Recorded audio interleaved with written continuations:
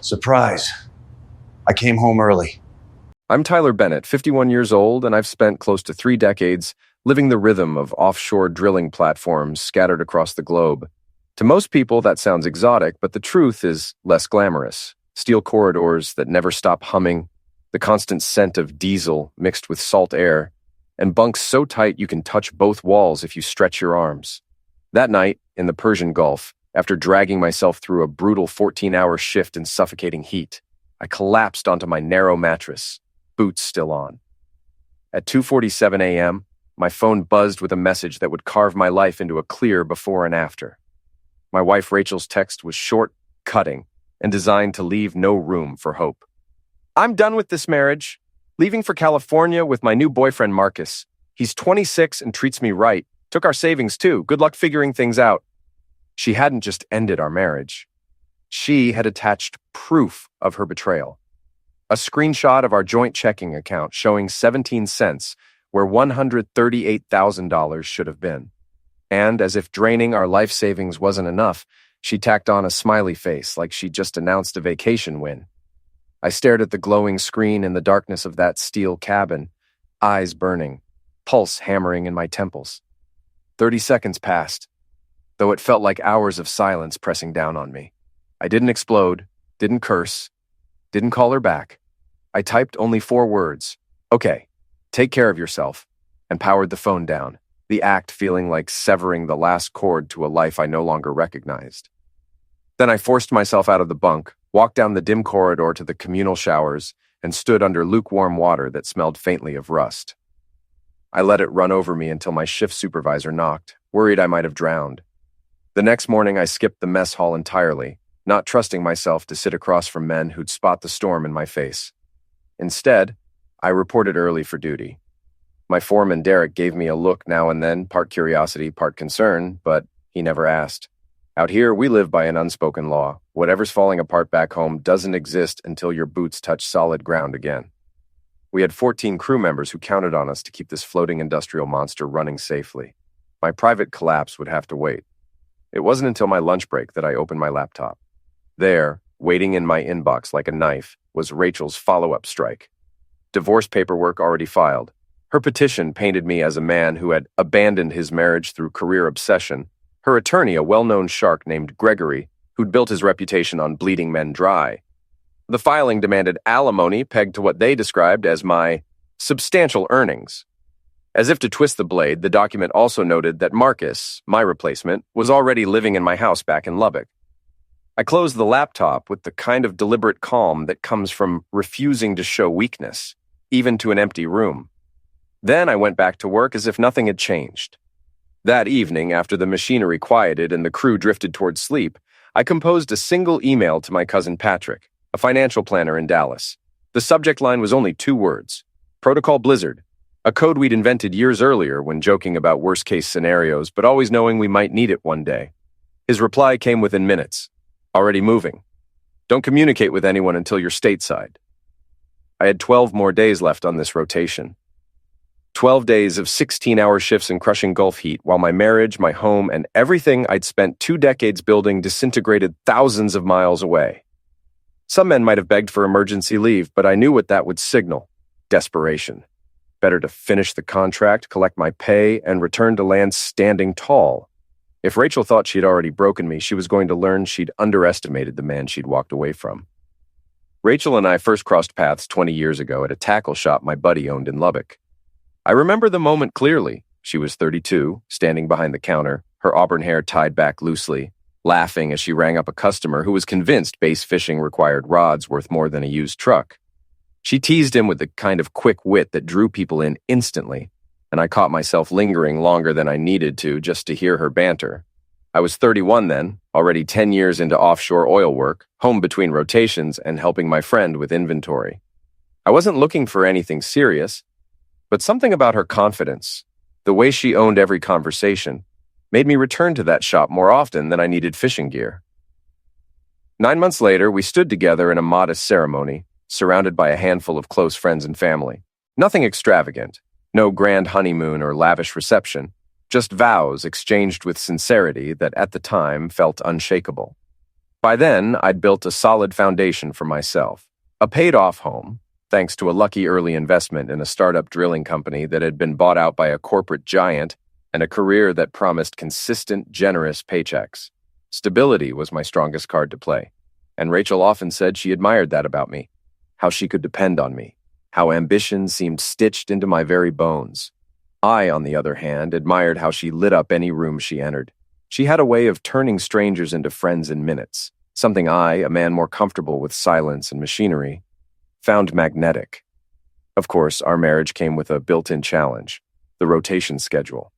8 weeks offshore, 4 weeks home in the early years. It was grueling, but the money was unmatched.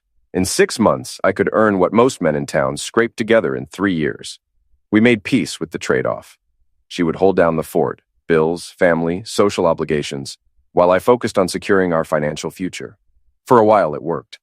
At least that's what I let myself believe. The cracks didn't appear overnight. They crept in slowly, almost invisibly. Around year 13, Rachel began dropping hints dressed up as complaints. She brought up missed anniversaries, subtle digs about whether another contract in Qatar was truly necessary. She'd compare me, quietly but cuttingly, to her friends' husbands, the ones grilling steaks on weekends, sitting front row at Little League games, showing up for birthdays and holidays. I brushed it off, telling myself it was just natural frustration, the cost of the life we'd chosen. By the time I turned 48, the signs were no longer subtle. Rachel stopped asking when I'd be home. She stopped sharing photos of her daily life. No snapshots of her garden, no quick texts about her book club, no little updates that used to bridge the distance.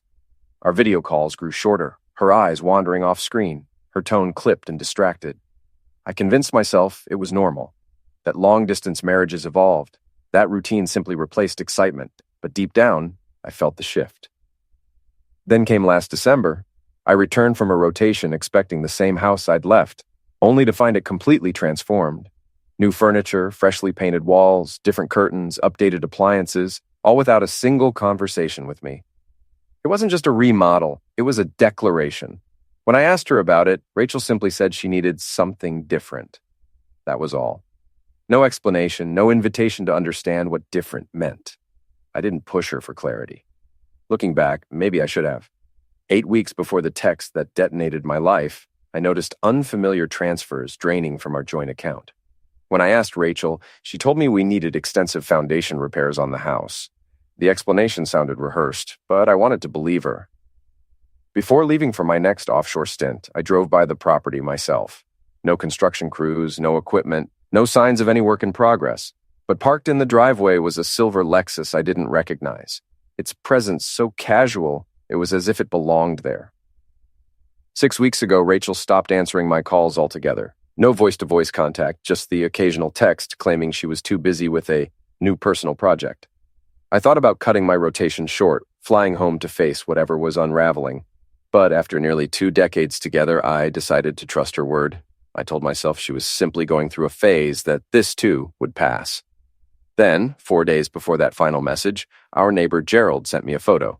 A moving van, parked in front of my house, men carrying boxes through the front door. His message was blunt. Thought this might concern you. I stared at that photo for a long time without answering. Maybe I didn't reply because a part of me already knew. Maybe silence felt easier than admitting the truth was finally visible to everyone else. I waited. I told myself the situation would reveal itself naturally. And it did.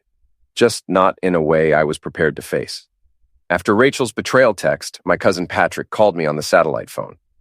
"You need to hear this sitting down," he started without preamble. Then he laid out everything he'd uncovered through his investigation. Rachel had been systematically planning this exit strategy for at least 16 months. Regular transfers to a separate account under her maiden name started modestly, maybe $1,500 here, $2,500 there. Then the amounts escalated dramatically over the past 3 months. Total extraction exceeded $208,000, not just the $138,000 from our joint savings account. The room tilted sideways as I processed this information. That represented significantly more than I'd realized we even had accessible. Patrick continued with more devastating news. Rachel had changed my beneficiary designations on my life insurance policy 7 months earlier. Additionally, she'd taken out a $35,000 home equity line against our house, forging my signature on the application documents. I sat on the edge of my bunk, suddenly hyper-aware of the constant mechanical humming of the rig's generators underneath us. 18 years of shared life, nearly 2 decades of memories and experiences, and she'd been methodically erasing my existence from it piece by piece for over a year. Finally, I asked about Marcus. Patrick had run a thorough background investigation. Marcus Holloway, 26 years old, former fitness instructor with no meaningful employment history for the past 4 years. 3 documented previous relationships with women over 45. Each relationship ending within 20 months following a similar pattern. Patrick didn't need to spell out what that pattern implied. Then Patrick dropped the final piece of information.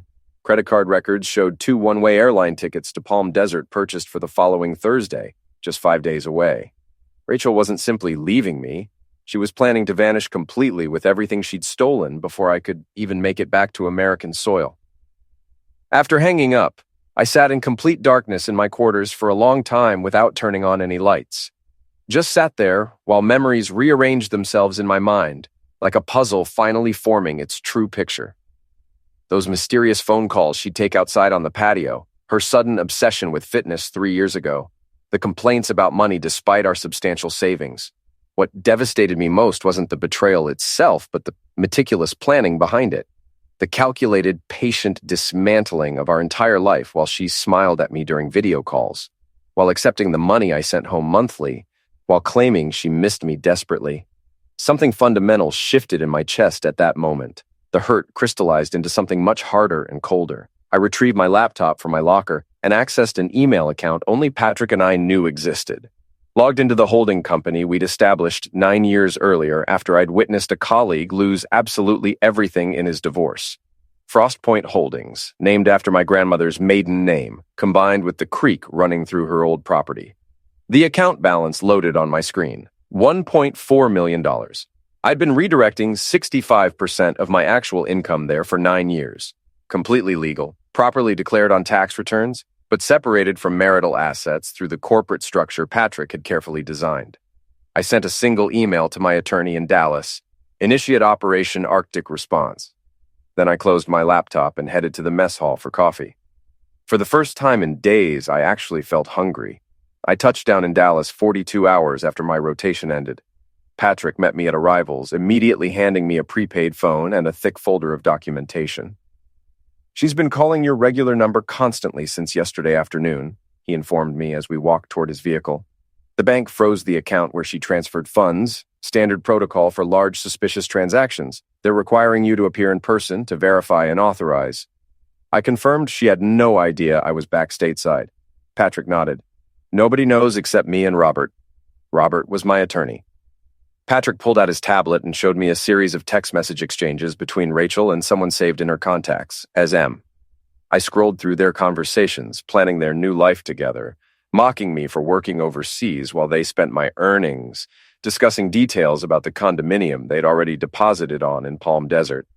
One particular exchange from 3 days earlier caught my complete attention. Rachel had written, "Bank froze everything. They need Tyler to verify in person. What do we do?" Marcus responded, "He's still on the platform for another week at least. Tell him there's an emergency with your mother. Get him to give you authorization. You're still legally his wife."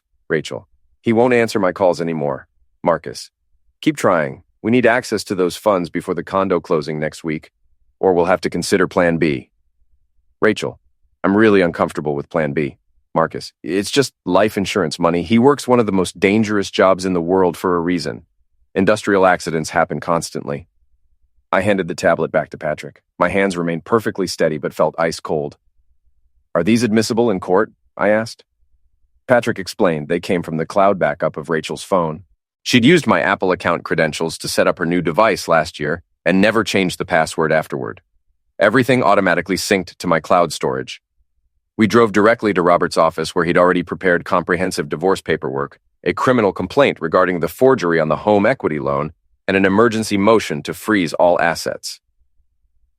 "There's a significant complication," Robert said once we were seated in his conference room. "Rachel filed a domestic violence allegation against you yesterday. Claims she fled due to ongoing emotional mistreatment and financial control. Says she feared for her physical safety." I stated the obvious. That's completely absurd. I've been 6,000 miles away for the past 8 weeks. Robert nodded grimly. Facts don't matter initially. It's a tactical move to generate sympathy with the judge and justify taking the money. Her attorney is pushing for an emergency hearing tomorrow morning to obtain a restraining order against you and exclusive use of the marital home. So she wanted to ban me from my own property while her boyfriend continued living there comfortably. Robert confirmed this, then continued. Additionally, regarding that home equity loan, she's already spent it. Transferred the entire amount to an LLC registered to Marcus Holloway 2 days after receiving the funds. I took a slow, deliberate breath before asking about our options. Robert outlined our counterattack. File immediately for fraud, forgery, alienation of affection, and criminal conspiracy. Based on those text messages, we'd request an emergency freeze on all her accounts plus the LLC. He slid a document across his desk. Motion to dismiss domestic violence claim with evidence of perjury and false statements. I asked what evidence we possessed. Robert smiled thinly. Your location data from your company's security credentials proves you've been on that offshore platform for 8 continuous weeks. Your passport entry and exit stamps confirm it absolutely. Plus, I've subpoenaed your phone records demonstrating all communications between you and Rachel for the past year. Nothing suggests arguments, threats, or any form of mistreatment whatsoever. I signed everywhere indicated. Robert added one final instruction. You need to appear genuinely surprised when she's served with papers. She cannot know you're back yet. Officially, you're still at sea. I stayed at Patrick's apartment that night, sleeping more soundly than I had in weeks. The following morning, I logged into the security camera system for our house in Lubbock, equipment I'd installed 4 years ago and maintained remotely. Rachel had either forgotten about this system entirely or assumed I couldn't access it from overseas.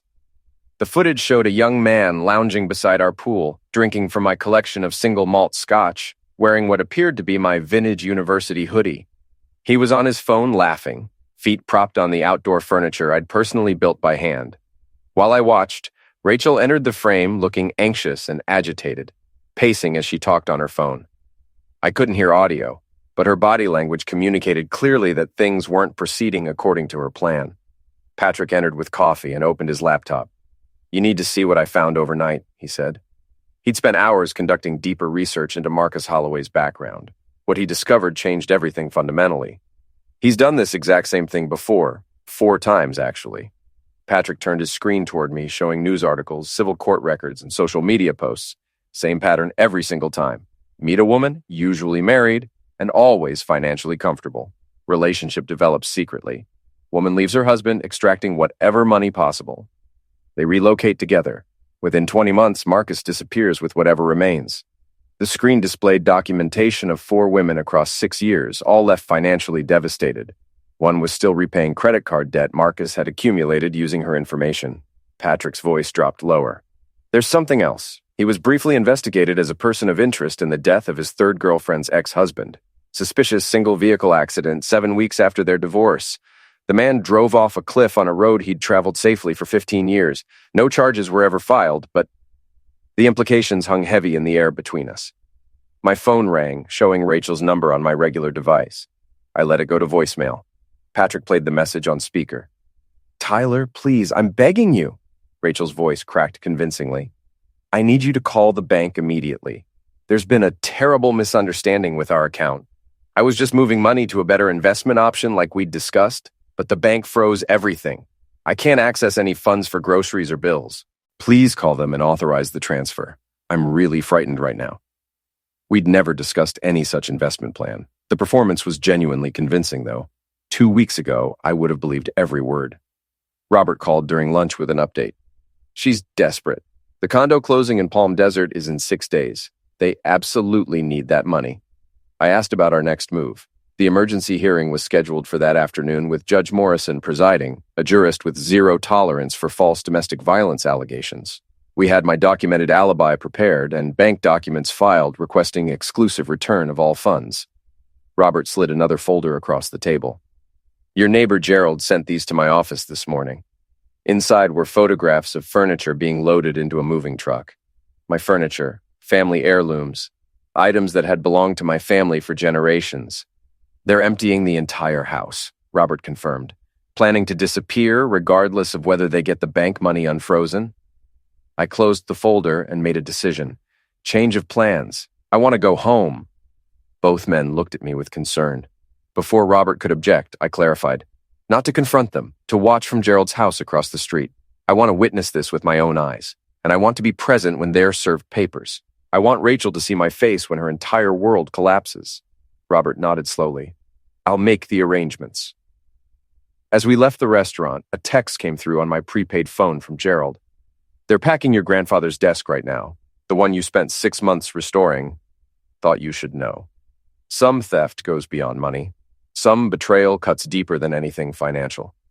The 7-hour drive to Lubbock gave me plenty of time to process everything. Robert arranged for the sheriff to serve papers at 9 o'clock the next morning. Patrick set up surveillance equipment at Gerald's house across the street where I'd stay overnight. Everything was positioned perfectly. Gerald greeted me with a silent handshake when I arrived just after midnight. He was a retired petroleum engineer who'd worked rigs himself for 28 years. No explanations were necessary between us. Does she have any idea you're watching? I asked once we were inside his house. Gerald shook his head. None whatsoever. They've been frantically busy, packing systematically all day, loading the valuable items first. Another large moving truck is scheduled to arrive tomorrow morning for the final load. Gerald mentioned that a woman with a clipboard had visited yesterday, who looked like a real estate agent. That detail was unexpected and concerning. I immediately called Robert, who promised to check property records first thing in the morning. At 4 a.m., unable to sleep, I sat at Gerald's kitchen table reviewing all the documentation Patrick had assembled. Bank records showing Rachel's systematic draining of our accounts over 16 months. Phone records revealing hundreds of hours of calls to Marcus extending back over a year. Credit card statements showing hotel charges in our own town on dates when Rachel claimed to be visiting her sister in Oklahoma. There was cold clarity in seeing the evidence organized methodically, not a momentary lapse in judgment, but a calculated extraction plan. A deliberate dismantling of everything we'd built together, piece by methodical piece. By sunrise, Robert had texted confirmation that Rachel had listed our house with a real estate agency 3 days earlier. Asking price was 32% below current market value, clearly priced for immediate sale. She'd forged my signature on the listing agreement documents. At 8:30, I watched through Gerald's kitchen window as Rachel and Marcus loaded final items into his silver Lexus. Small valuables easily transported. My grandmother's silver picture frames, the antique pocket watch my father had given me before he passed away. At 8:40, a large moving truck pulled up to the curb. 3 men exited and approached the house. At 8:50, an unmarked sedan parked directly behind the moving truck, blocking it completely. 2 sheriff's deputies and a woman in a business suit emerged. Robert had sent a court officer to accompany them. It's time, I said to Gerald. I walked across the street as the deputies approached my front door. Rachel answered, her expression shifting from annoyance to confusion as the officers identified themselves officially. Mrs. Bennett, we have legal documents to serve you and the gentleman currently on the premises. I stayed just outside her sightline, watching from the edge of the driveway as all color drained from her face. She called for Marcus, who appeared behind her with his arms sliding possessively around her waist in a gesture of ownership. That's when I stepped into full view. The expression on Rachel's face was something I'll remember forever. Shock transforming into fear, then visible calculation. Marcus just looked confused and slightly threatened. Tyler, Rachel whispered. You're supposed to be on the rig still, I replied quietly. Surprise, finished early, then nodded to the deputies to proceed with service. They handed over a substantial stack of legal documents, emergency restraining order against both of them, immediate freezing of all assets, criminal complaint for forgery and fraud, nullification of the house listing, and formal notice of divorce proceedings, citing fraud and criminal conspiracy. You can't do this to us, Marcus spoke up, puffing out his chest in an attempt at intimidation. She's afraid of you. We filed a domestic violence claim for protection. I interrupted calmly. That claim was dismissed this morning by Judge Morrison. Rather difficult to mistreat someone from 6,000 miles away. The judge was particularly interested in your text messages discussing Plan B involving my life insurance policy. His face went completely slack. Rachel stepped forward with tears already forming strategically. Tyler, please. This is all just a terrible misunderstanding. I finished her sentence. Protecting our assets by emptying our house? Planning our future by secretly selling our home without telling me? She had no response to that. The court officer stated formally, "You have 30 minutes to remove personal items only, clothing and basic toiletries. Everything else remains on the premises pending court-ordered inventory." As they went inside under supervision, I turned to walk away. "Where are you going?" Rachel called after me desperately. I didn't look back, simply said, "Home." The hearing took place 4 weeks later. I sat at one table with Robert while Rachel and her attorney sat at another. Marcus was conspicuously absent. He'd disappeared 3 days after being served, taking Rachel's remaining cash and jewelry with him. A familiar pattern, exactly as Patrick had discovered in his background research. The judge reviewed evidence methodically: bank records, forged documents, text messages, location data proving my whereabouts. When she reached the messages discussing Plan B and life insurance money, she stopped reading and looked directly at Rachel with undisguised disgust. "Mrs. Bennett, are you aware of the serious penalties for conspiracy to commit insurance fraud or potentially worse crimes?" Rachel's attorney whispered urgently in her ear. "It wasn't like that, Your Honor," Rachel stammered weakly. "Marcus was just joking around. I never would have actually—" The judge interrupted sharply. "Save it for the criminal proceedings. This court's jurisdiction covers asset division and marriage dissolution only." She continued reading through documents, occasionally shaking her head in apparent disbelief. When finished, she set the papers down and removed her reading glasses. "In my 28 years on the bench, I've rarely encountered such a clear case of premeditated financial deception within a marriage." She looked at Rachel sternly. "You systematically drained joint accounts while forging legal documents and planning to flee the state with marital assets." Turning to me, her expression softened marginally. "Mr. Bennett, while your creation of separate accounts through a holding company might appear questionable to some observers, this court finds that you consistently paid all household expenses, filed proper tax returns, and made no attempt whatsoever to hide assets from government authorities. You simply protected them from potential future claims, which was prudent given the circumstances." Her ruling was swift and comprehensive. All assets transferred by Rachel would be returned to me immediately. The house remained solely my property. Rachel's claims for spousal support were denied entirely. Most satisfying, she referred the forgery and conspiracy evidence to the district attorney's office for potential criminal prosecution. As we exited the courtroom, Rachel attempted to approach me one final time. I simply kept walking without acknowledgement. Some victories require no words whatsoever. 7 months later, I stood on the deck of my cabin in the mountains outside Bozeman, Montana. This property had been part of Frost Point Holdings all along. 45 acres of pine forest and meadow I'd purchased 6 years earlier as a retirement plan. Rachel never knew this place existed. The forgery charges against her had been reduced through a plea agreement. No jail time ultimately, but 6 years probation and restitution payments she'd likely never complete. Last I heard, she was living with her sister in Tulsa, working retail management at a department store. Marcus had already moved on to a divorced surgeon in Phoenix, his pattern continuing unbroken and predictable. I'd taken early retirement from the oil company after 27 years. That was sufficient. Between my investments, savings, and modest natural gas royalties from property in Louisiana, I had more than enough to live comfortably for the remainder of my life. Gerald called occasionally with updates from Lubbock. I'd sold that house 6 months ago. Too many memories, none of them positive anymore. He'd helped clear out my remaining belongings, shipping the family heirlooms to Montana and donating everything else to charity. The afternoon mail brought an envelope from Patrick containing final paperwork showing the dissolution of Frost Point Holdings. Its purpose was complete. Assets transferred, taxes paid, that chapter definitively closed. As the sun set behind the mountains, I poured myself a glass of bourbon and sat on the porch swing I'd built that summer with my own hands. For the first time in years, absolutely nobody was expecting anything from me. No crew waiting for instructions, no wife pretending to miss me while plotting my destruction. Just silence and the peaceful sound of wind moving through pine trees. My phone rang with an unfamiliar number. A project manager at a Canadian energy company offering a consulting position.